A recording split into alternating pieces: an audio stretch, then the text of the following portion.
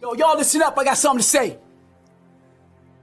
I'm going to speak the truth to you, but some of y'all, you took a shortcut, a convenience this summer. You was like, coach ain't here. The season's weeks away. I got time. Are you kidding me? As a college athlete, you got 4, maybe 5 years to be great or be forgotten. So while you home taking it easy, somebody else is out there in the heat just about killing themselves to make their name great. But you got time. Insane.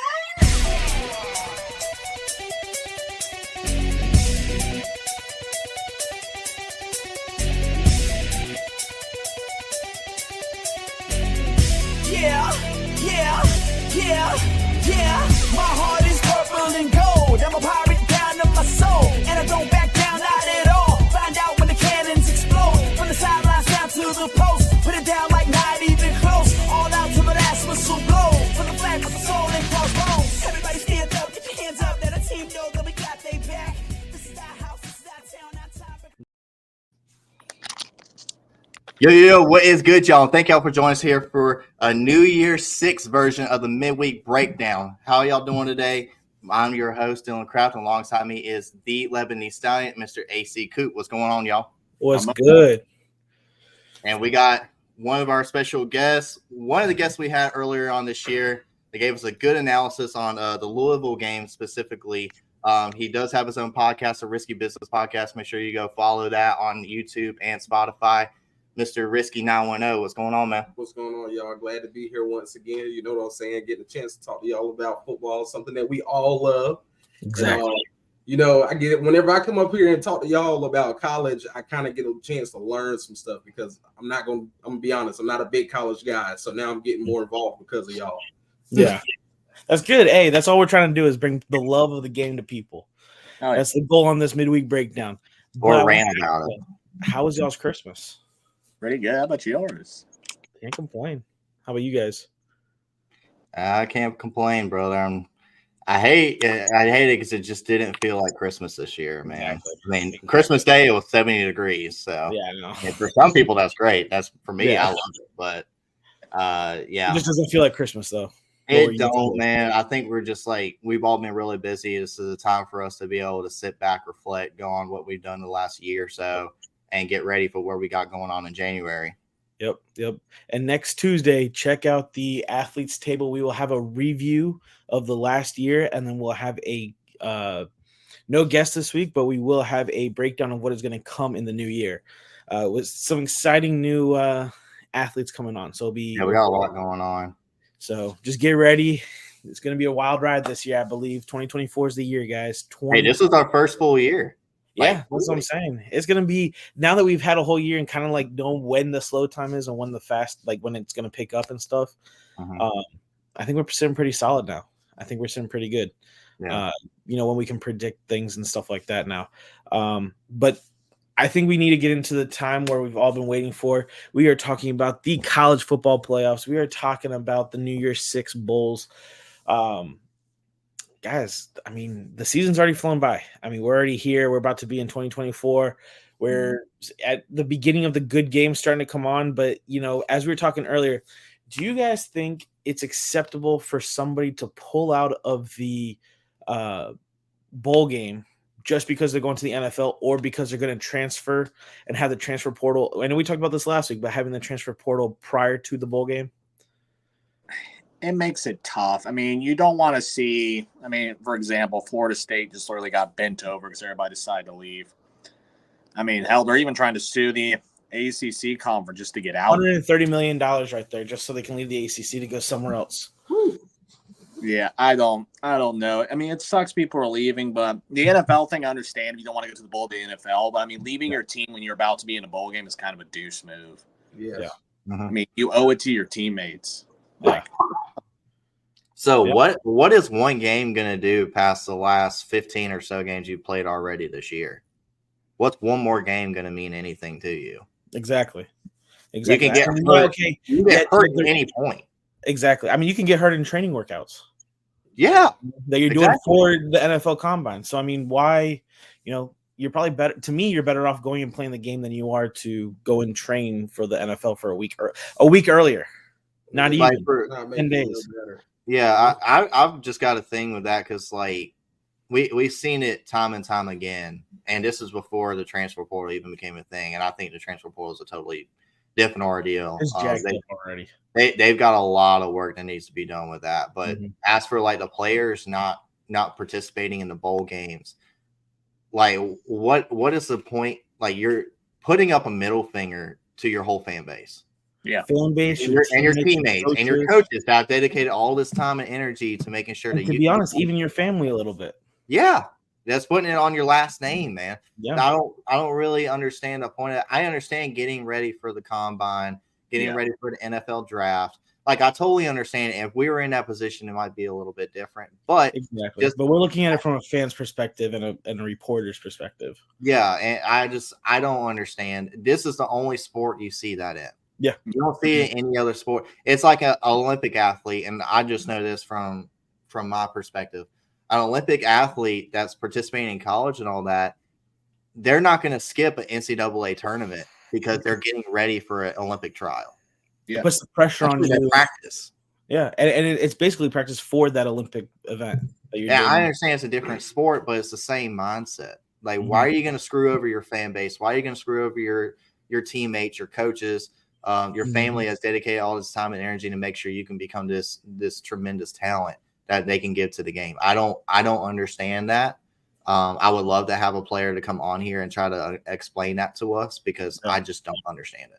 Yeah, I mean, if you look at, I know being in North Carolina, being a Carolina fan and even a West Virginia fan, there's a lot of guys in just that game alone, like Drake May, Tez Walker. I mean, Carolina has 12 starters who aren't even playing this game because they're all getting ready for the NFL. West Virginia had, I think, 5 or 6 starters that are getting ready for the NFL. I believe, if I'm not mistaken, Tulane today when they played Virginia Tech, both teams had about 7 to 8 players that sat out. So it makes the game less exciting. It makes the game, less meaningful because you're like, oh, let me see what we have next year. That's basically the spring game all over again. Just what did you play all this year for? Exactly. Mm-hmm. Just because you didn't make it to the playoffs, you still have a chance to do something that, not everybody has. A bowl win is a bowl win. And I understand some bowl wins hold different weights to others. I understand that. Yeah. But at the same time, that's a bowl win that's going to go down in your school's history. Yep. You get a ring for it. Yeah, you get I mean, on a personal reason, yeah, you get a ring. But just to say hey, I competed at UNC or West Virginia or any other school that's in a bowl game this year, and for you to go play for that team, have the season that you did, and be a part of a bowl winning team, and say, hey, I was on this team that won a bowl game in 2023.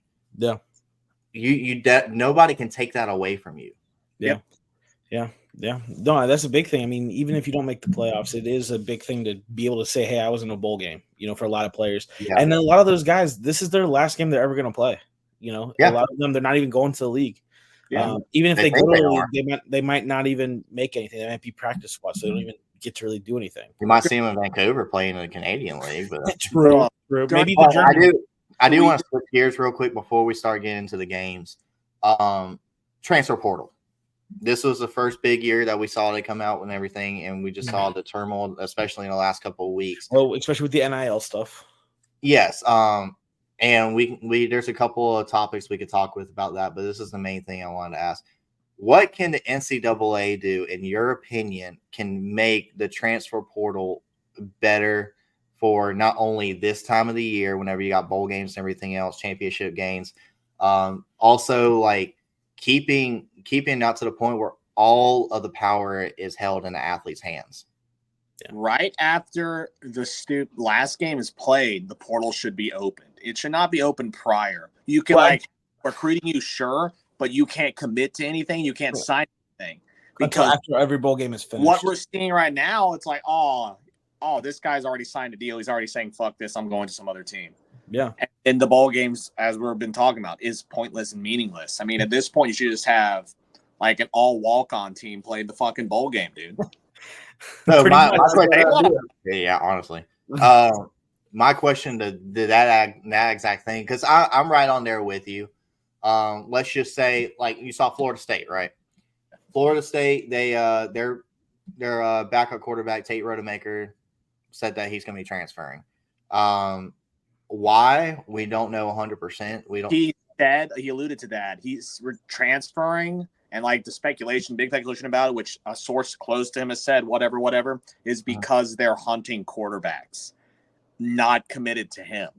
Yeah. So, and I got something else to tag on to that, but this is why I asked this. So, like, let's just say Tate Rodemaker said, yeah, I'm not coming back. But the reason behind that was there was a kid from a school that didn't make a bowl game, like after their championship game or after their last game of the season, that implemented, and they're saying, okay, it's the last game of the season. I'm going to go ahead and commit to Florida State. I'm going there. Well, that's already going to change the mindset of a Tate Rodemaker to say, hey, you already got another kid coming in. I'm just not even going to play in this bowl game just for that reason. Yeah. So that's why I kind of say I would like to see the portal open up after everything is done. You also got to think about it too. You can see the transfer portal like that, but you also got to look at it from an academic standpoint. When does the semester start? Usually between the 8th and the 16th for every school. So you have to be committed prior to that, moved in and everything prior to the 16th or whatever day. So you have to look at it from the academic schedule too. So because they're considered quote unquote student athletes. Horseshit. Exactly. I'm just saying, I'm playing the devil advocate there with that. I know. That's just kind of what I think. And also, I think they should limit how many times you should transfer. Well, that's what they try to do. They try to do it. Okay, one time you can play immediately. Second time you have to sit out a season. Third time you have to sit out a season. He went to Oregon State. He didn't play the best there. Now he's transferring again. Like, bro, you go. Technically, he's supposed to sit out next season and then play the season after. Like, dude, holy! He'll probably get. That ain't gonna stand. No, they'll probably get what's it called, a waiver right off the bat. He'll go back to Clemson. Most likely. I don't know. There needs to be He'll be at Michigan State next year. And also with the NIL stuff, I know we talk about it, and I went on rants time and time again about it and everything else. But like the NIL and the transfer portal do not work together. No. Yeah. The amount of money. And like I'm gonna say this because me and my dad were talking about millions of dollars. Millions of dollars. No, billions. Yeah, that's exactly. So you have schools, Texas A&M and Texas University. They've got the two biggest budgets in college football right now. Period. Nobody can outprice them. They can give these kids however much money, and they can keep on saying NIL doesn't run through the schools. Technically, it doesn't. But the schools have an influence on that. Oh, they have a big influence. How many boosters, how many alumni, everything else, because all those can contribute to NIL. So how can smaller schools, which what the transfer portal is supposed to do to keep on transferring talent throughout the country, how are you gonna be able to keep putting this talent out into the rest of the country? But then you got schools like Texas A&M, Michigan, Ohio State, USC. You have to put a limit on the amount of NIL money you can use a season. Exactly. For the transfer portal. How much each person can make. That too. You have to find a limitation somewhere. But see, I don't think they thought about this enough. No. They rushed into it. I want Risky's opinion on it because this would be a good perspective for him to have on it. Why would you pay a third string quarterback who's not playing much at all? He's not even like second string at Texas, Archie Manning, millions and millions of dollars to do absolutely nothing. Doesn't play. He played 1 or 2 snaps, did basically nothing, but he is paid $8+ million a year. It's all because of the name on the back of the jersey. Absolutely not. That sounds retarded. $8 million just to sit on the bench, and they say he might transfer. Why? I don't think he's going to, because he's just going to get paid to sit. Which is he might go to Ole Miss next year. Family legacy. Dude, it's so stupid. If he transfers, he's definitely not that smart. Because if I could sit there for $8 million and not do shit, I'm going to do that every day of the week. Exactly. Facts. That's the issue I have with the NIL. Like, it's good. It gives guys money, but it also rewards those who don't do shit. Just because of your dad's this or your dad's that. Basically, it's a fucking public pissing competition on who has the best parents. Yeah. And who's related to who. It doesn't matter how good your talent is. People aren't paid by talent hardly. It's paid by who do you know and who is who. And NIL only really affects like the top 3% of talent in all college athletics. If that. Probably not. Yeah, probably even if that. If you really look at it, it's 10%. only going to be those big names. It's not for anybody else. Yeah. It's not contributing to the universities other than being able to recruit big names. Yeah. So I don't know. I've been against it from the very beginning. It's starting to show its ugly head now in the last couple of weeks. And I think some people are starting to see that. Whenever you got Marvin Harrison Jr. getting offered $20 to $25 million to come back to Ohio State, there's a problem. Exactly. His signing bonus for his rookie contract won't even anywhere close to that. No, not at all. And he might even go to the Bears. Is it worth going to the Bears? Fuck no. No, they don't have the cap space. Bears have 7 wins this season. But their line is so bad. Will he get to throw the ball that much? They'll also get Carolina's pick because, Carolina gave away that first-round pick. Idiots. Yeah. Our great state. Yes, sir. Yeah. That's true. That is very true. Really, I don't give a damn about nothing but the tie. Blitz, Bama Blitz.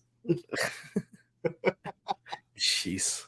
Sorry, that's just something I wanted to talk about because I think that's a great topic because I don't think as many people really understand how much the NIL affects transfer portal. Yeah. I feel like ever since the NIL has become into effect that it's starting to look more and more like the NFL with the way that it is now. You know, college players used to have something to play for. Now they're getting all this money. They feel like, you know what I'm saying? I'm shit already. I don't have to prove people as much as I did before. Speaking of that too, did y'all see the interview that MJ Morris did with a local company in Raleigh, the radio news company? Maybe the guy asked him, "You said in the middle of the year you did not want to go anywhere. You want to stay at NC State," and he's like, "Yes, that's correct." So he asked him, like, "Why did you go into the transfer portal?" And it was like the coaching staff sat me down and said, "Hey, we're going after other talent. We want to let you know ahead of time. We thank you for your service."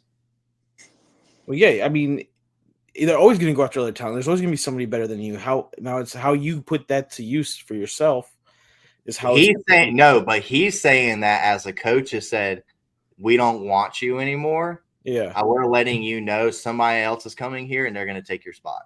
So you can either stay here and ride the bench, or you can go somewhere else. Yeah, I don't agree with that. That's why I don't either. They kind of fuck everybody and anything over. But I mean, you also got to have that mentality of beat his ass and take that spot. But I mean, again, the coach has already said you're not it. So, well, I think that 3-interception first game of the season wasn't the greatest for him, and that's where it kind of started for him. Also, just throw into the middle, into a team in the middle of the season. That also did that's hard. Yeah, I mean, that's absolutely hard. But the thing is, too, he helped lead them to a bowl game. They only lost 3 games this year. Exactly. They were 3rd in the ACC. Yep. So, like, how can you sit there and say that to a kid that helped you do that? And he's young. Yeah, he's a freshman. Yeah. You're going to have those freshman mistakes, especially at such a young age coming out of high school anymore. But let's go ahead and transition into the best part of our segment where we talk about the games, break them down, and we go ahead and give our picks. We are doing all the New Year's 6 bowls. So they're all played between December 29th and January 1st.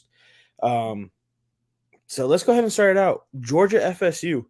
Number 6 versus number, what was it? Number 6 versus number 6 versus number 5. 5. Yeah, that's what I thought. Georgia wins by a lot. There's you got Georgia, Aaron? It's going to be Georgia by a lot. FSU has kind of given up. I mean, they got 7-8 guys that aren't playing. Yeah. Georgia might not have the guys. Some of the guys might not play, but I mean, they're stacked. It's like the old Alabama. Georgia's going to beat the shit out of them. It's not going to be a pretty game. Doesn't help your third string quarterback that didn't play well now is also starting again. If he's staying, he might be fucking leaving at this point. Yeah. So you got them 54-7. Is that what I heard you say? Yeah. Okay. Dylan, how about you? I've got Georgia in this. FSU. Trey Benson's not playing. Johnny Wilson's not playing. Keon Coleman's gone. Tate Rodemaker's gone. Half of your defensive line is gone. You got 2 to 3 cornerbacks that are gone. they don't have a team anymore. So 49-3. 49-3. It's not going to be. What you thinking? Definitely got Georgia in this. I think this is about to be an old grandma ass whooping, honestly. Terrible. I'm going to go 50-0 here, bro. 50. That's probably a better choice. I don't think the Florida State's going to score. I think they're going to turn over the ball. Yeah, I think they'll get 3 points out of the whole deal when Georgia puts in their third string, maybe even their fourth string, all the walk-ons on at one point. They can put in the mailman and they're still going to have a hard time scoring. Facts. Now I will say I have Georgia 59-0 or 59-3. I mean. That quarterback, the freshman quarterback that was in for Florida State, you give him some time. Mm-hmm. He could actually be pretty good. It's just a matter of getting thrown in there at the time that he's thrown in there. Hey, he got the worst out of the way here, man. That's true. That's true. You know, it's only up from here. It's only up from here. But next game, we got number 10 Ole Miss versus number 11 Penn State, I believe, or it's 11 Ole Miss, 10 Penn State. Another easy pick. Who do you guys got? Ole Miss. It's going to be Ole Miss is just going to run the fuck and over Penn State. Penn State's not a football team. Maybe next year they'll be better. This year they're kind of a piece of shit. Ole Miss is going to absolutely dominate this fucking game. And Dart's playing. Yeah. Dart's coming back for another year. Yes, he is. That's the biggest news out there.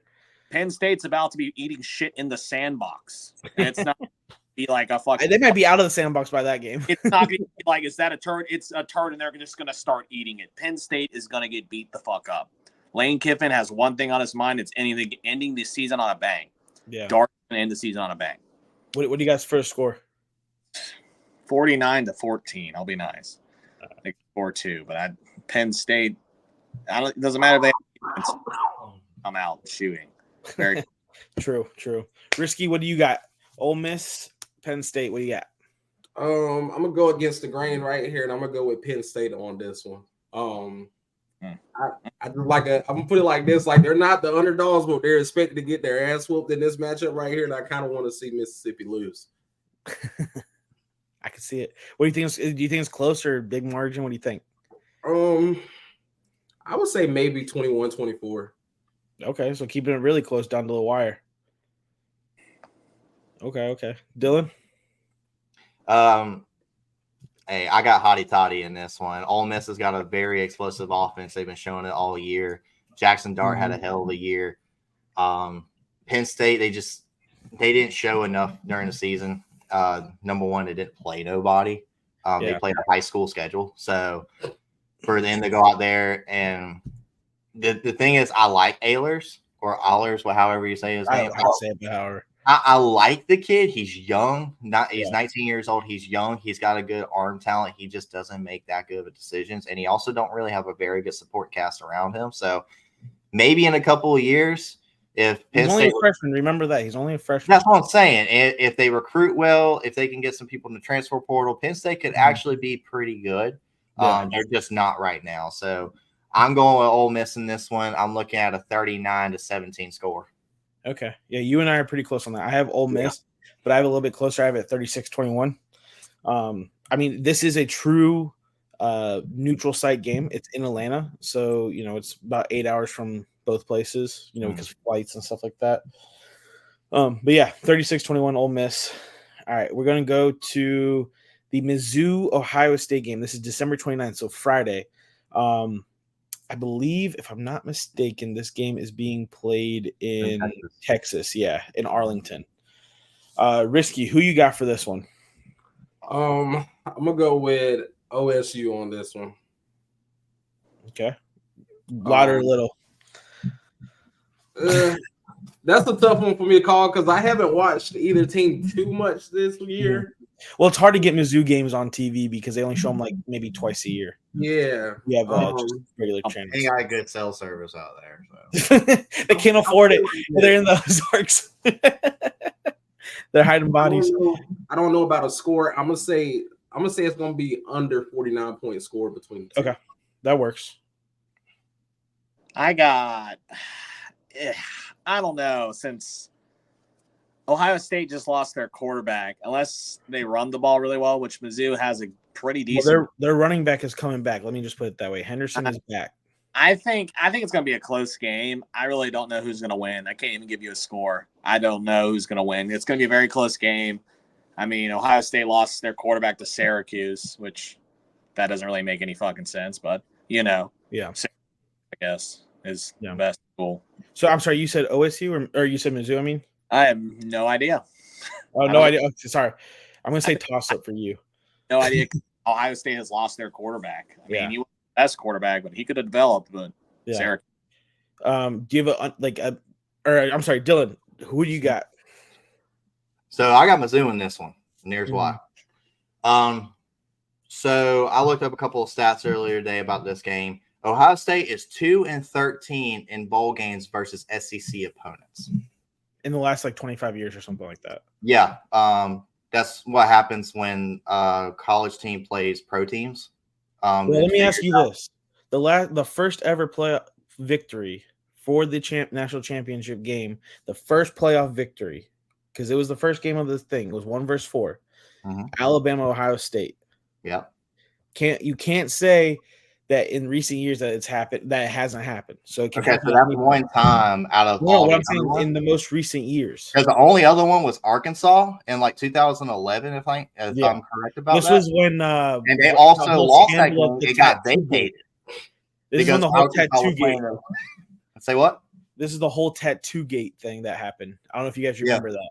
When I can't remember who the quarterback was, but he traded his jerseys and stuff like that to the tattoo parlor to get a whole arm sleeve.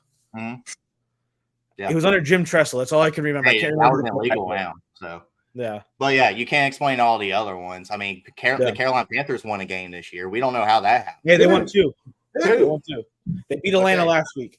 Good old game of 7-9. Yeah, exactly. So what do you got for the score for this one? So they've lost that many games to SEC opponents. Also, they have 12 players out because of transferring or going to the draft or anything else. 9 of them are on offense. Yep. So including their quarterback, and you got Dylan Brown, I think it was his name. He's going to be coming in and playing. I know the first name is Dylan. I don't know the last name. Yeah, I think it was Brown. He played a little bit earlier this year and looked like absolute trash. So I don't believe Ohio State. I don't think Ohio State would even be able to compete with them if they were on full gear here. So Missouri in this, I'm going 35-21. Okay. Yeah. So one thing to know about this series too, dating back to 1998 till now, Ohio State is 10-1-1 against Mizzou. This is also the first New Year's Six bowl that Mizzou's ever been in too. True. And this is also dating back to the time that Mizzou made it to the SEC championship game, their first 2 years in 2009 and 2009, 2010. One of those starting it off back-to-back years. I don't honestly know because I don't know exactly who's staying with Mizzou and who left Mizzou, but I do think I don't know who's going to win. I'm in a toss-up mode, but I do think it's going to be under 49 points as well. I'm kind of go that way. I'm going to stay a little in the middle. Yeah. I think it's under 49 for sure. Yeah, I don't see going any higher. That's a little high for that game. Well, I think depending on if Marvin Harrison plays, depending on defensively who they have, and depending on if the running back who won the best running back in the SEC this year from Mizzou ends up playing as well, because there was talks about him not even playing in this game and going training for the draft. So that's the big part of Mizzou's offense. It's so stupid, man. So that's why I'm saying I don't know exactly. That's why I'm saying it's definitely under 49 points. So we got 3 more games we're going to call. This next one, it's the only other New Year's Six bowl January 1st bowl game that is not a playoff game. Liberty versus Oregon in Arizona for the Tostitos Fiesta Bowl. Dylan, who you got for this game? Oregon all the way. They're going to stop a mud hole in a Liberty's ass, man. They ain't even going to have a chance. What do you got the score as? Oregon 42, Liberty 14. Okay. I got 49-14 with Oregon. Bo Nix is playing. He said he's playing in the bowl game. 49-14? I hope he drops 500 yards on Liberty. Play in a bowl game. It's going to be an absolute shit show. Risky, how about you? I got Oregon by murder. By murder. I'm just gonna don't even say a score. I'm just leaving it like that. Yeah. I want to say Oregon, but I got to stick with the alma mater. I'm going with Liberty. I think it's going to be a scrappy game. I think a lot of people are underestimating what kind of talent Liberty has there, who they get their talent from. An offensive shootout, but huh? I hope it's an offensive shootout. But I have a feeling that's what it's going to be. I have a feeling there's going to be no defensive play because if you watch the whole Pac-12 this year, it was literally just straight offense, no defense anywhere. That's true. So I think Liberty. I think it's going to be really, really, really close. As in, like it's a shootout, but it's going to be close, and I think it's going to be 42-49. That'd be a fun game. I'm hoping it's going to be a big game. That would be fun. Really cool to watch. It would be really big for Liberty if they were actually able to do that. I mean, half their talent came from the SEC. Let's just put it that way.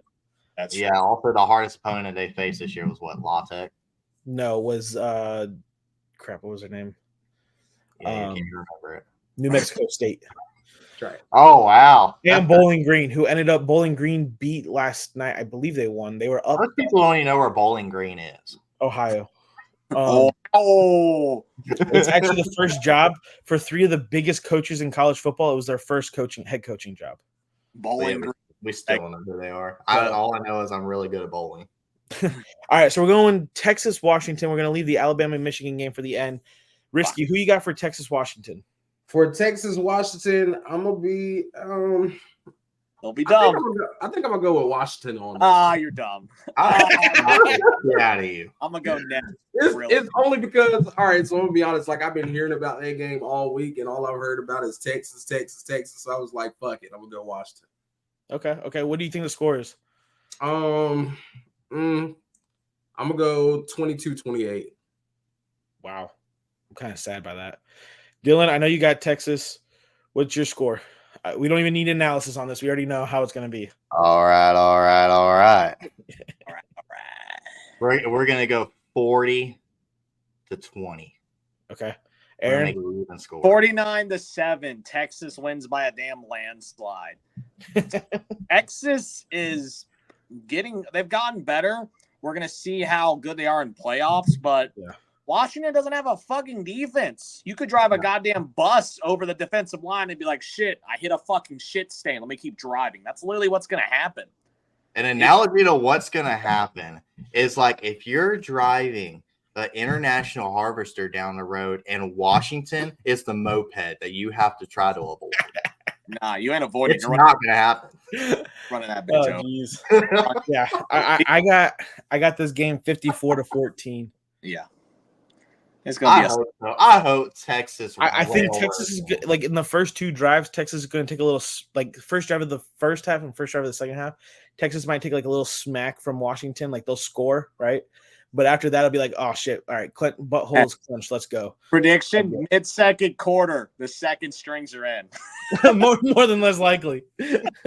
All right, so Aaron, we're gonna start you off with this one: Alabama, Michigan. Fuck Michigan. What do you got? Fuck Michigan. It's as I don't even know how to. The best way I can describe it is Alabama wide receiver Burton at the end of their fucking Georgia game was flicking off the camera, and someone captioned it and said, "Michigan, read this fucking sign." Even in the Michigan press conference, they were looking at who they were playing in the bowl game. Yep. They were pissed they didn't get Florida State. Why? They're gonna play a good fucking opponent.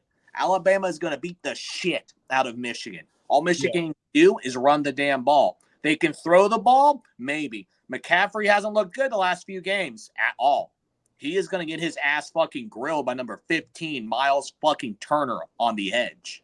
That man wants blood, and his ass is on the fucking cutting board. I don't give a fuck how good Michigan's line is, how good the defense is. You're going to play a good fucking opponent who just kicked ass. Yeah. Georgia got fucked. Bama's hungry, and Milroe's coming back for a senior season. Grab your fucking strap on because it's going up his ass. Like it's Harbaugh's Harbaugh is gonna get fucked. He also offers to go to the NFL. It's gonna be an absolute shit show. I hope Bama wins by a mega fuck ton and Michigan fuck off. Because all I've heard the last few weeks, Alabama should have been in. Bro, Alabama beat number 1. Michigan, who have they fucking played? They played Ohio State, and they didn't play that well. They almost lost to fucking Maryland. Yeah. Maryland. So what do you got? You want by a murder? quarterback just transferred the fuck out. So do you want to buy a murder? You buy a fucking mega strap on up Hardball's ass. Fuck Hardball. He's gonna lose by $1 million. I hope so. Fuck him. All right, I would say buy $1 million. Right. Risky, Fuck what do you got? Blitz, Bama, blitz. That's what I'm going with Bama. I'm gonna have the score by murder as well. I'm thinking more of like 48-0, and yeah, Michigan's just gonna fucking lose. It's all about Bama. Yep. So Dylan, what do you got for the score? I already know who you're going for. What do you got for the score? Blitz, Bama, blitz. We don't give a piss about nothing but the time. That's what I want everybody to know. Screw Michigan. I hope they get negative points. I didn't know that was possible. It's Hardball, dude. Anything's possible. Facts. I want the committee to watch this game and realize that they screwed up. Yeah. There was a lot better teams they could have put in here. Not saying for Florida State, but also Georgia too. It honestly should have been 2 SEC opponents, an upcoming SEC opponent, and an ACC opponent, and that should have been it. Yep. And I want the committee to watch this game and watch Texas Railroad Washington and think about the next time that they have to make these decisions to say, hey, we screwed this up. Yeah. Well, we thought that happened a couple years ago, but it didn't. We thought it happened again after last year with the Texas TCU. Didn't happen. So hopefully they learn after this year with their beloved Michigan hard on for them. But what do you got for the final score? I got Alabama 49, Michigan 10. Okay. Also, to bring back up something about Washington. Remember the last time they were in the playoffs? Who did they play? Murder. They played fucking Bama. Yeah. How'd that go? Fucking Jake Browning. I was going to say, that's been such a name. Running back hurt himself, and they still fucking won. Yeah. Like, bro. So, hard.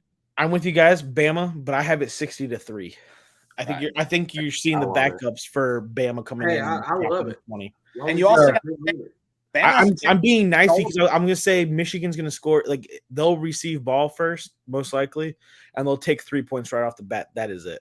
I want to see people try to roast us in the comments for this. Exactly. Try it.